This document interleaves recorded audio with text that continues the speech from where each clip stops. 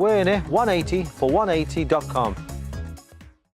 Well, welcome back, shoppers, to the Darts Shopping Network. I am Tony Dart. We've got more Black Friday deals than pastries in Pie Man's Pantry for you here, and my lovely assistant Daniela is here to talk us through some of them. First off, we've got this, well, you know the scenario. It's Christmas, your sprouts have been boiling since the middle of September, you've got that beast of a turkey in the oven. How are you going to get it out? Well, I'll tell you how you get it out with the Dennis Ovens glove. That's how you get it out. You can look at that. Look at the quality. Look at the quality on that with his lovely, lovely face beaming back at you. Carry on, Daniela, that's lovely. Now, the Dennis Ovens glove, as we say here at the Dart Shopping Network, if you can stand the heat, you've got a Dennis Ovens glove. So there you go. Get in that kitchen. Not you, Daniela. Of course, we're very liberated here, quite forward thinking at the Dart Shopping Network. I burned my bra once, but not my hands, not with the Dennis Ovens glove. Now, moving on, we have something from the Justin's Pipes collection. There we go. You look at the quality there. Look at the quality on that. 100% real wood, apart from the bits that are fake and the plastic bit. You would think it's flammable, apparently not. Justin Pipe doesn't even smoke. I'm not sure why he put his name to it. Would you smoke that, Daniela? No, afraid not. Very good. Can't get the stuff at all, can you? Anyway, let's move quickly on from Justin's Pipes. We've got some genuine, a piece of sporting history, if you like, memorabilia. Now this, I'm going to be very careful handing you this. There you go. Now this is a cup that former world number one Rod Harrington drank out of in 1978. Look at that, look at that. Isn't that's something special, isn't it, Daniela? Yeah, can you imagine that? And I don't know why there's a lipstick mark on it. You don't know if Rod wears, it's not yours, is it? Right, very good. Anyway, oh! Well, that sound means we have sold out completely of the Rod Harrington memorabilia mug. We'll just get rid of that and treat it with the respect it deserves.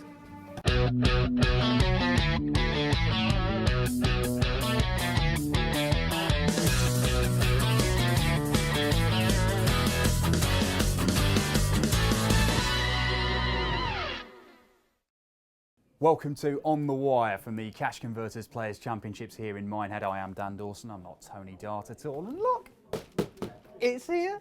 The Christmas present's actually here. Anyway, I'm not only joined by the amazing Christmas present for this edition of On The Wire. We have got Chris Sweet, the sports editor for the Western Gazette, and On The Wire's darts bumpkin for the weekend here in Minehead. The afternoon session, what a start to the tournament. Jamie Caven hit a 164 and a 150 checkout. The ton plus checkouts just kept on coming. That was in his win over Ian Wise. Michael Smith against Andy the Pieman Smith. The bully boy hit a 170, the big one, and yet he still lost the match. It kind of turned it in his favour, but the Pieman closed it out. That was a 6-4 win, and Dave Allen, our man, caught up with the Pieman afterwards. First win over Michael. I guess for the rest of the tournament, anything could happen now. Well, the thing is, this is such a good game, and like the first round, best of 6. I don't know what the second round is. It's anybody's game. Anybody can rattle off 12, 13, 15 dart games, and everyone can play darts. So it's like basically you just need a little bit of luck, and fingers crossed, and hope it's you. So the Pieman through. That afternoon session, Chris, I mean, we talked 14 ton plus checkouts, but big wins for Dean Winstanley, for example. There were some cracking games. Yeah, it's absolutely superb. It was a fantastic opening, and I think, as you say, the tone was set perfectly by Jamie Caven and Ian White. And what a lot of people perhaps may not appreciate is how they're close friends. So it must have been a difficult one, but it's a professional way, and kept going from there. And as you say, the Battle of the Smiths was one to enjoy. And what about Dean Winstanley? Because Simon Whitlock, he'd been struggling for form on TV, it's fair to say, for some time, but he went out there and averaged 100, still got beat. Well, yeah, indeed, yeah, and it just shows you how high the level of competition is and how high the standard is. Excellent from Dean Winstanley to go through. It's a good scalp, and it'll set him up well for the tournament to come. Yeah, well, if it was all about the big checkouts in the afternoon session, the evening session was just ludicrous averages. We saw 108 from Jelle Klassen as he beat James Wade. There was a ton pluses from Phil Taylor, Michael van Gerwen, Adrian Lewis in his 6-2 win over Dave Chisnell. He averaged 105. And that's the kind of form that we saw when he won the UK Open title here earlier in the year. Very impressive stuff from Jackpot. And once again, Dave Allen caught up with him. Is this a big statement for you, this tournament, going into the World Championship, that you want to show everyone you're the world number 3 and you know, you're back on form? Yeah, it just reminded me of that, Dave. I'd rather be world number 1, but yeah. I think, you know, you see the mood amongst all the players here, thinking, you know, it's good practice for the Worlds. But I'm seeing it in a different manner where I think, you know, it's not just practice. You're there for win, you know. And if I can win 65 grand on my world ranking, that means everything, doesn't it? And I'll be world number 3 for much longer. Correct, exactly. That's what I'm seeing it. Two-time world champion Adrian Lewis in impressive form there. Chris, I mean, we talked about massive averages.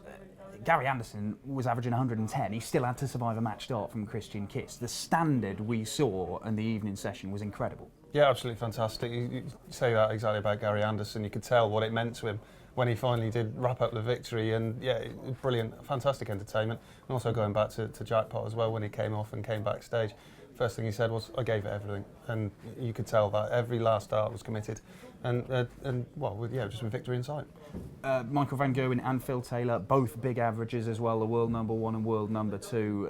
They have sent out a statement of intent here in Minehead for this weekend. The guys who've won it for the last 2 years between them. Yeah, I agree. I think that Phil Taylor perhaps has got another couple of gears to go up through worryingly for his rivals. I think it's, you know, he was finding that treble 20 bed quite beautifully, but I do think we can still see a bit more from Phil Taylor. And MVG safely through. It wasn't a, you know, it was by no means an easy test against Raymond van Barneveld. But again, a professional, got through it well, and you could tell at the end how much it meant to him as well. Certainly can. Now, you might have noticed in the darts on the opening day here at the Cash Converters Players Championship Finals, there's walk-on girls all over the place, thousands of them. I don't even know what a collective noun for walk-on girls are, a strut or something, I don't know. Anyway, John McDonald was champing at the bit to go and find out more about them. This is a bit like Blind Date.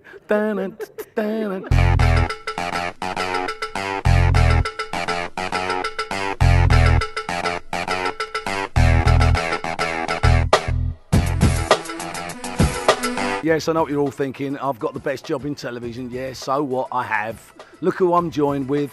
4 walk-on girls. Some will be familiar, some won't. Daniela. You are a familiar figure and face on the PDC walk-on girls. How long have you been doing this now? I've been doing it for 3 years. It's my 3rd time at Minehead. 3 years. It's flown by. This is your very first time with us, isn't it? Who are you? I'm Charlotte. From Leicester. Charlotte from Leicester. You've been with us once before, twice before. Where was that twice? Once was Cardiff and the second time was Exeter. Cardiff and Exeter, Premier League, you remembered. You're new. I'm new. And your name is? My name is Maria and I'm from London. You're not originally from London, are you? No, I'm originally from Leicestershire in the Midlands. Goodness me, there's something in the water in Leicestershire. Daniela, you've been doing this for some time, but we still don't know who your favourite player is. Who is it, please, and why? I haven't got one. I like them all. You ask me this every time. I always like them all. But you need to pick a favourite player and then tell me why. I would say the Pie Man. He was really nice to me on my first walk on, so yeah. What do you mean he was really nice to you? In which way? He gave me a cuddle. You know what he was doing? He was sizing you up so he could eat you. I'm going to change my mind last minute and say the Wizard. The Wizard, Simon Whitlock. Yeah, and tell me why, quickly. He's just always lovely to me. I'm from Wales, he's from New South Wales, so...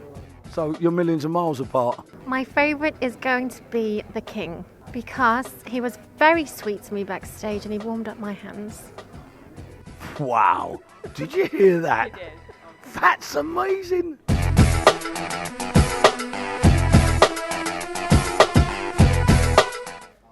John McDonald there, loving his work. Now, on Saturday, we get into the second round action. We've seen some big statements of intent from some of the big players looking at the matches. The one that stands out to me, Michael van Gerwen, Terry Jenkins, that's a repeat of the UK Open semi-final that we saw here earlier this year. Terry the Bull managed to beat him in that occasion, then came a cropper against Jackpot. And Gary Anderson, Stephen Bunting, I mean, it could be 180s all over the place. What stands out for you, Chris? I think it is going to be Ando against Bunting for me. I think that you've got two of the in-form players of 2014 coming up against each other. Gary Anderson has been absolutely fantastic all year. Stephen Bunting has taken the PDC by storm since he switched. So high scoring, but also again we saw Jabba open Friday very well. He's going to have to do so again tomorrow against Robert Thornton, and Robert Thornton particularly consistent. So yeah, that's an interesting one to start the day with. And coming into this tournament, we've got so many players in form. I mean, you know, Gary Anderson and Stephen Bunting, they're guys who, yeah, they won the Premier League and they won the Lakeside World title, but you know, those guys are genuine contenders for this title, aren't they? Yeah, indeed they are, and I think that's been helped by a couple of Fridays matchups. You've seen Dave Chisnall and Barney both go, so 2 big names going. Going to see more big names go tomorrow afternoon. I'm certain of it.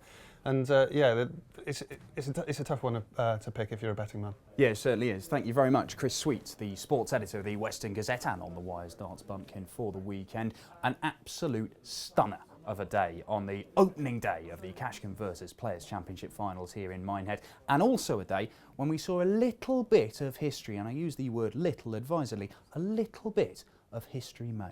Time to meet the Demolition Man, Darren Webster.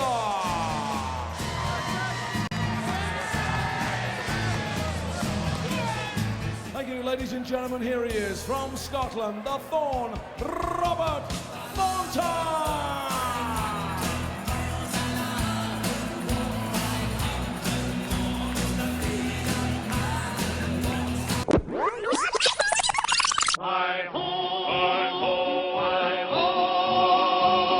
So, this is Darren Webster, 5.5 foot of pure East Anglia darting skill. He also makes the walk-on girl Holly look like something from Attack of the 50-Foot Woman. He even considered having this as his walk-on tune at one stage. He was taking on Robert Thornton just here. In fact, look at the tiny little things, aren't they? But their combined height of around about 11 foot, we believe, makes it the shortest in height match ever televised for the PDC. In fact, we can illustrate it for you. So you've got Robert Thornton and Darren Webster there, and their combined height of 11 foot, we think, makes them about the equivalent of one Roland Sholton when he's wearing a big hat.